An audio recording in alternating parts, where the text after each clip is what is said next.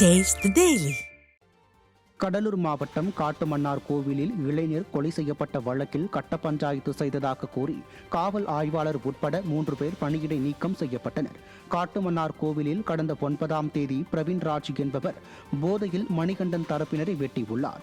இதுகுறித்து மணிகண்டன் புகார் அளித்த நிலையில் காவல் நிலைய ஆய்வாளர் ஆறுமுகம் கட்ட பஞ்சாயத்து பேசியுள்ளார். இந்நிலையில் புதன்கிழமை மணிகண்டன் தரப்பினர் பிரவீன் ராஜை வெட்டி கொலை செய்துள்ளனர். இதையடுத்து முறையாக நடவடிக்கை எடுக்காமல் கட்ட பஞ்சாயத்து செய்த 3 காவல்துறையினர் பணியிடை நீக்கம் செய்யப்பட்டனர்.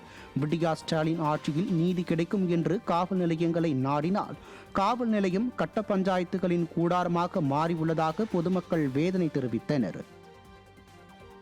திருவண்ணாமலை மாவட்டம் ஆரணி டவுன் வட்டாட்சியர் அலுவலகம் முன்பு திறனற்ற திமுக அரசை கண்டித்து தமிழக விவசாய சங்கம் சார்பில் ஆர்ப்பாட்டம் நடைபெற்றது.